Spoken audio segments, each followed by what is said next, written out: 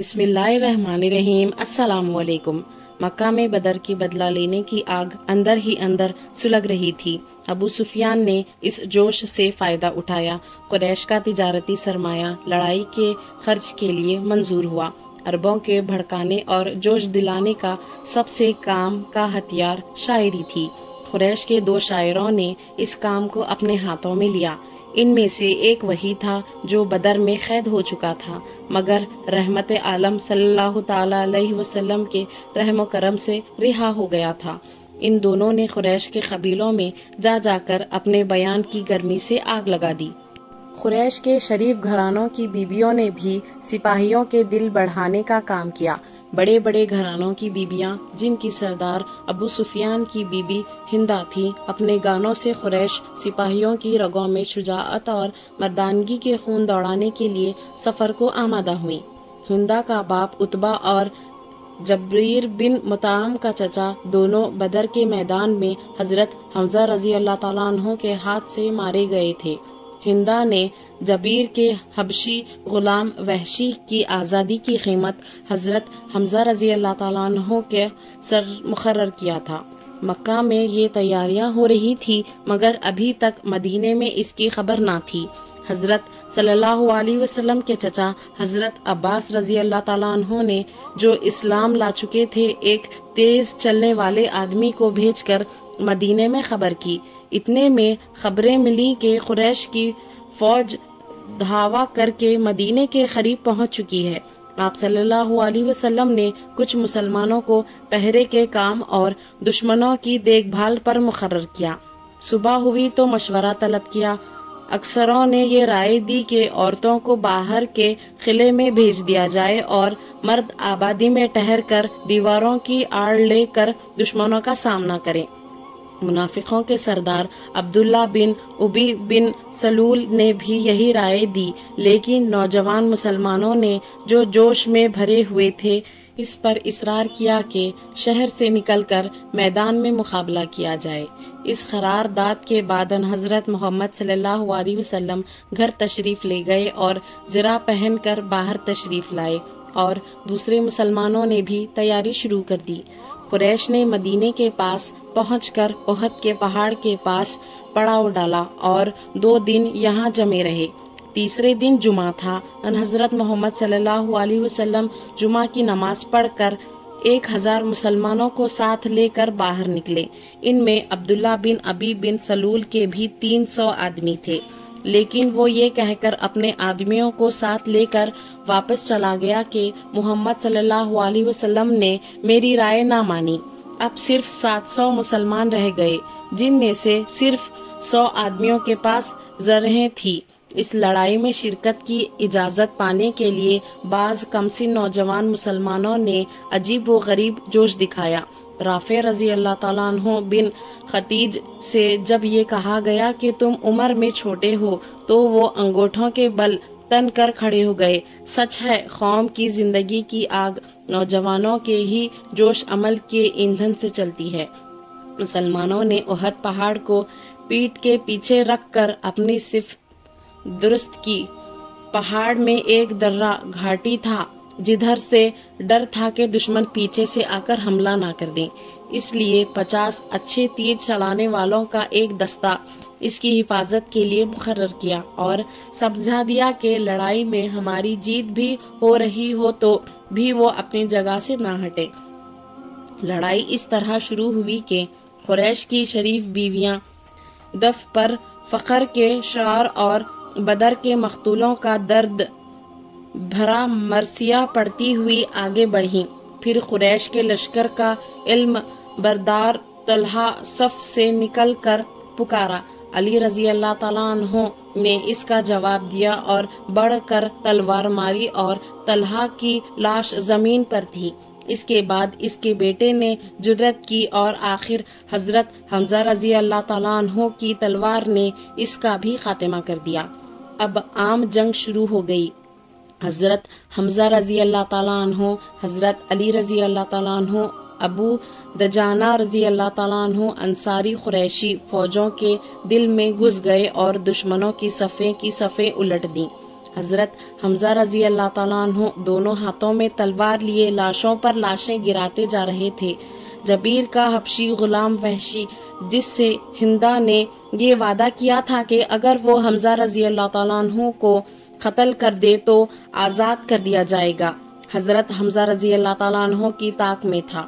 حضرت حمزہ رضی اللہ تعالیٰ عنہ جیسے ہی اس کی زد میں آئے، اس نے حبشیوں کے ایک خاص انداز سے، جس میں ان کو پوری مہارت ہوتی ہے، ایک چھوٹا سا نیزہ پھینک کر مارا جو ناف میں لگا اور پار ہو گیا۔ حضرت حمزہ رضی اللہ تعالیٰ عنہ نے اس پر پلٹ کر حملہ کرنا چاہا، مگر لڑکھڑا کر گر پڑے اور روح پرواز کر گئی۔ حق اور باطل کی کیسی عجیب لڑائی تھی! باپ اپنے بیٹے اور بیٹا اپنے باپ کے مقابل تلوار تول رہا تھا۔ حنظلہ رضی اللہ تعالیٰ عنہ ایک صحابی تھے جو مسلمان ہو چکے تھے۔ انہوں نے اپنے باپ کے مقابلے میں جانے کی اجازت چاہی، مگر رحمت عالم صلی اللہ علیہ وسلم نے اس کی اجازت نہ دی۔ مسلمان بہادر ایمان کے جوش میں چور تھے، وہ کافروں کو ہر طرف سے دبائے بڑھے جا رہے تھے۔ آخر ان کے بے پناہ حملوں سے دشمنوں کے پاؤں اکھڑ گئے۔ اب مسلمانوں نے دشمنوں کے بجائے ان کے مال و اسباب کی لوٹ شروع کر دی۔ یہ دیکھ کر تیر چلانے والوں نے جو درے کے پہرے پر تھے اپنی چوکی چھوڑ دی۔ ان کے سردار عبداللہ بن جبیر رضی اللہ تعالیٰ عنہ نے کتنا ہی ان کو روکا، مگر وہ یہ جان کر کے لڑائی ختم ہو چکی ہے، وہ بھی لوٹ مار میں شریک ہو گئے۔ خالد، جو بعد کو اسلام کے سب سے بڑے سپاہ سالار ثابت ہوئے، اس وقت مکہ کی فوج میں تھے۔ ان کی جنگی نظر سے دشمنوں کی یہ کمزوری چھپی نہیں رہ سکتی تھی۔ وہ سواروں کا ایک دستہ لے کر درے سے ہو کر آگے بڑھے۔ عبداللہ بن جبیر رضی اللہ تعالیٰ عنہ اور ان کے چند ساتھیوں نے جم کر سامنا کیا اور سب کے سب شہید ہو گئے۔ خالد نے اب آگے بڑھ کر مسلمانوں پر پیچھے سے حملہ کیا۔ مسلمان لوٹنے میں مصروف تھے۔ مڑ کر دیکھا تو تلواریں برس رہی تھی۔ بدحواسی کا یہ عالم ہوا کہ مسلمان آپس ہی میں ایک دوسرے پر ٹوٹ پڑے۔ مصعب رضی اللہ تعالیٰ عنہ بن عمیر رضی اللہ تعالیٰ عنہ، جو مسلمانوں کے علم بردار اور صورت میں ان حضرت محمد صلی اللہ علیہ وسلم سے ملتے جلتے تھے، وہ ایک کافر کے ہاتھ سے شہید ہو گئے۔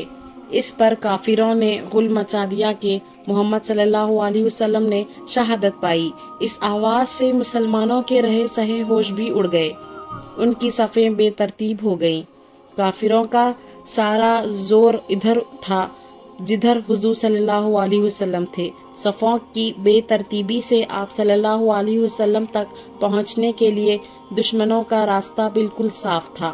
صرف 11 جانثار پروانوں کی طرح شمع نبوت کے ارد گرد تھے۔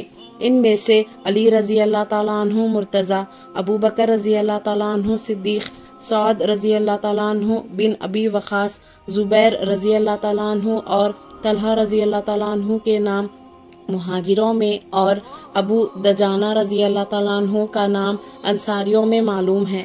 باقی صحابہ کو آپ کی کچھ خبر نہ تھی۔ یکایک آپ صلی اللہ علیہ وسلم کو ایک صحابی نے دور سے پہچانا اور پکارا، مسلمانوں، رسول اللہ صلی اللہ علیہ وسلم یہ ہیں۔ یہ سن کر ہر طرف سے جانثار ٹوٹ پڑے اور آپ صلی اللہ علیہ وسلم کو دائرے میں لے لیا۔ کفار نے ہر طرف سے ہٹ کر اسی رخ پر زور دیا۔ دل کا دل ہجوم کر کے بڑھتا تھا، لیکن ذوالفقار کی بجلی سے یہ بادل پھٹ پھٹ کر رہ جاتا تھا۔ ایک دفعہ ہجوم ہوا تو فرمایا، کون مجھ پر جان دیتا ہے؟ دفعتاً 7 انصاری ایک کے بعد ایک بڑھے اور ایک ایک نے لڑ کر جانے دیں۔ ابو دجانہ رضی اللہ تعالیٰ عنہ انصاری جھک کر سپر بن گئے، جو تیر آتے ان کی پیٹھ پر لگتے۔ طلحہ رضی اللہ تعالیٰ عنہ نے تلواروں کو اپنے ہاتھ پر روکا۔ حضرت سعد رضی اللہ تعالیٰ عنہ آپ کی طرف سے تیر چلا رہے تھے۔ ابو طلحہ رضی اللہ تعالیٰ عنہ نے سپر سے آپ صلی اللہ علیہ وسلم کے چہرے مبارک کا اوٹ کر لیا۔ آپ صلی اللہ علیہ وسلم گردن نکال کر لڑائی کا منظر دیکھنا چاہتے تھے تو وہ عرض کرتے کہ آپ گردن نہ اٹھائیں، کوئی تیر نہ لگ جائے، میرا سینہ حاضر ہے۔ اسی حال میں قریش کا ایک شقی جو بڑا بہادر کہلاتا تھا، جانثاروں کے دائرے کو توڑ کر آگے بڑھا اور چہرہ مبارک پر تلوار ماری، جس کی چوٹ سے خود کی 2 کڑیاں چہرہ مبارک میں چپ کر رہ گئی۔ ام عمارہ رضی اللہ تعالیٰ عنہ صحابیہ نے اس کے تلوار ماری جو اس کی زرہ میں اچٹ کر رہ گئی۔ کسی کافر نے دور سے کوئی پتھر پھینکا جو رسول اللہ صلی اللہ علیہ وسلم کے چہرے مبارک پر آ کر لگا، جس سے آگے کے 2 دانت شہید ہو گئے۔ اسی حالت میں آپ صلی اللہ علیہ وسلم کی زبان مبارک سے یہ اثر میں ڈوبا ہوا فقرہ نکلا جو رہتی دنیا تک یاد رہے گا: اے خدا، میری قوم کے قصوروں کو معاف کر کے وہ نادان ہیں۔ اس کے بعد چند ثابت قدم صحابیوں کے ساتھ آپ صلی اللہ علیہ وسلم پہاڑ کی چوٹی پر چڑھ گئے۔ ابو سفیان نے دیکھ لیا، فوج لے کر پہاڑی پر چڑھا، لیکن حضرت عمر رضی اللہ تعالیٰ عنہ اور چند ہمراہیوں نے پتھر برسائے جس سے وہ آگے نہ بڑھ سکا، لیکن سامنے کی دوسری پہاڑی پر چڑھ کر اس نے حبل دیوتا کی جے پکاری۔ حضرت عمر رضی اللہ تعالیٰ عنہ نے اس کے مقابلے میں اللہ اکبر کا نعرہ لگایا۔ آپ صلی اللہ علیہ وسلم کی وفات کی غلط خبر مدینہ تک پھیل گئی۔ حضرت فاطمہ الزہرا رضی اللہ تعالیٰ عنہ خدا جانے کس طرح بے تابانہ باپ صلی اللہ علیہ وسلم کے قدموں تک پہنچ گئی۔ چہرہ مبارک سے خون جاری تھا۔ حضرت علی رضی اللہ تعالیٰ عنہ سپر میں پانی بھر کر لائے۔ حضرت فاطمہ الزہرا رضی اللہ تعالیٰ عنہ زخموں کو دھوتی تھی مگر خون نہیں تھمتا تھا۔ آخر چٹائی کا ایک ٹکڑا جلا کر زخموں پر رکھ دیا جس سے خون تھم گیا۔ اس لڑائی میں 70 مسلمان شہید ہو گئے۔ شہیدوں میں سب سے بڑی ہستی حضرت حمزہ رضی اللہ تعالیٰ عنہ کی تھی۔ حضور صلی اللہ علیہ وسلم پر اس کا بڑا اثر تھا، مگر مجال کیا تھی جو صبر کا دامن ہاتھ سے چھوٹتا۔ اتنا فرمایا کہ حمزہ رضی اللہ تعالیٰ عنہ پر کوئی رونے والا بھی نہیں۔ انصار نے سنا تو اپنی عورتوں کو ہدایت کی کہ پہلے حمزہ رضی اللہ تعالیٰ عنہ کا ماتم کرو۔ ان حضرت محمد صلی اللہ علیہ وسلم نے یہ دیکھا تو فرمایا، تمہاری ہمدردی کا شکریہ ادا کرتا ہوں، لیکن مردوں پر رونا جائز نہیں۔ قریش کی عورتوں نے اور خاص کر ابو سفیان کی بیوی ہندہ نے مسلمان لاشوں سے بے ادبی کر کے اپنے دل کا بخار نکالا، ان کی ناک کان کاٹ لیے اور ان کا پھولوں کا ہار بنا کر اپنے گلے میں ڈالا۔ ہندہ نے حضرت حمزہ رضی اللہ تعالیٰ عنہ کا پیٹ چاک کیا اور جگر نکال کر چبایا مگر نگل نہ سکی۔ پھر ایک بلندی پر چڑھ کر چند اشعار گائے کہ آج بدر کا بدلہ ہو گیا۔ اس لڑائی میں یہودیوں کے ڈر سے مسلمانوں نے اپنی بیویوں، بچوں اور کمزوروں کو قلعے میں رکھ دیا تھا، مگر جو بیویاں بہادر تھیں وہ میدان میں موجود تھی۔ پڑھ چکے ہو کہ حضرت فاطمہ الزہرا رضی اللہ تعالیٰ عنہ باپ کی مرہم پٹی کر رہی تھی اور دوسری بیویاں حضرت عائشہ رضی اللہ تعالیٰ عنہ، حضرت ام سلیت رضی اللہ تعالیٰ عنہ اور حضرت ام سلیم رضی اللہ تعالیٰ عنہ اپنے کندھوں پر مشک میں پانی بھر بھر کر لاتی تھی اور زخمیوں کو پلاتی تھی۔ ان حضرت محمد صلی اللہ علیہ وسلم کی پھوپھی اور حضرت حمزہ رضی اللہ تعالیٰ عنہ کی بہن حضرت صفیہ رضی اللہ تعالیٰ عنہ شکست کی خبر سن کر مدینے سے نکلی۔ ان حضرت محمد صلی اللہ علیہ وسلم نے ان کے صاحبزادے زبیر رضی اللہ تعالیٰ عنہ سے بلا کر کہا کہ وہ حضرت حمزہ رضی اللہ تعالیٰ عنہ کی لاش جو ٹکڑے ٹکڑے پڑی تھی نہ دیکھنے پائیں۔ حضرت زبیر رضی اللہ تعالیٰ عنہ نے آ کر یہ کہا تو بولے، میں اپنے بھائی کا معذرہ سن چکی ہوں، لیکن خدا کی راہ میں یہ کوئی بڑی قربانی نہیں۔ ان حضرت محمد صلی اللہ علیہ وسلم نے اجازت دی تو لاش پر گئیں۔ خون کا جوش تھا اور عزیز بھائی کے ٹکڑے بکھرے پڑے تھے، لیکن انا للہ و انا الیہ راجعون کے سوا ان کی زبان سے اور کچھ نہیں نکلا۔ ایک انصاری بی بی کے باپ، بھائی اور شوہر تینوں اس لڑائی میں مارے گئے۔ وہ حال جاننے کے لیے بے قرار ہو کر گھر سے نکلی۔ باری باری ان تینوں سخت حادثوں کی آواز ان کے کانوں میں پڑتی ہے، لیکن وہ ہر بار یہی پوچھتی ہے کہ ہمارے رسول صلی اللہ علیہ وسلم کیسے ہیں؟ جواب ملا، خیریت سے ہیں۔ ان کو تسکین نہ ہوئی۔ پاس آ کر چہرہ مبارک دیکھا تو پکار اٹھی، آپ صلی اللہ علیہ وسلم خیریت سے ہیں تو اور مصیبتیں کچھ نہیں؟ شہیدوں کے کفن کے لیے بھی غریب مسلمانوں کے پاس کچھ نہ تھا۔ مدینے کے پہلے امام اور مبلغ مصعب رضی اللہ تعالیٰ عنہ بن عمیر کا جنازہ تیار تھا۔ ان کے کفن کا کپڑا اتنا چھوٹا تھا کہ ان کا سر چھپایا جاتا تو پاؤں کھل جاتے اور پاؤں چھپاتے تو سر کھل جاتا۔ آخر سر چھپا کر پاؤں پر گھاس ڈال دی گئی۔ یہ وہ منظر تھا کہ بعد کو بھی مسلمان جب اس واقعے کو یاد کرتے تھے تو رو دیتے تھے۔ شہیدوں کو نہلائے بغیر اسی طرح خون سے رنگین خبروں میں اتارا گیا اور بے کسی اور مظلومی کے یہ مجسمے زمین کے سپرد کر دیے گئے۔ مسلمانوں کو اس لڑائی میں جانوں کا بڑا نقصان اٹھانا پڑا تھا، لیکن جنگی نقطہ نظر سے ان کی شکست ناتمام رہی تھی۔ ڈر تھا کہ ابو سفیان کو اس کا خیال آیا تو ایسا نہ ہو کہ دوبارہ حملہ کر دے، اس لیے ان حضرت محمد صلی اللہ علیہ وسلم نے اسی حالت میں اس کا پیچھا کرنا ضروری سمجھا۔ اس میں یہ بھی مصلحت تھی کہ آس پاس کے قبیلے ایسا نہ سمجھیں کہ مسلمانوں کا زور ٹوٹ چکا، اب جو چاہے ان پر حملہ کر سکتا ہے۔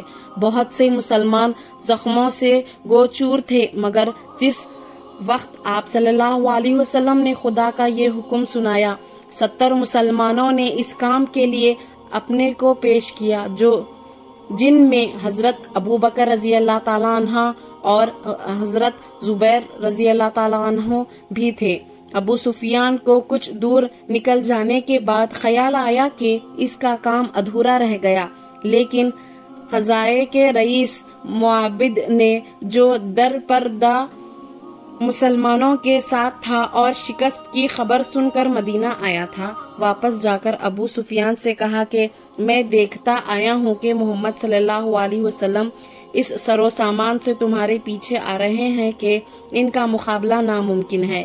یہ سن کر ابو سفیان مکہ کو چلا گیا اور ان حضرت محمد صلی اللہ علیہ وسلم ہمراہ پہنچ کر مدینہ واپس چلے آئے۔ ایسے ہی اسلامک واقعات کے لیے صفوان اسلامک ورلڈ کو سبسکرائب کریں۔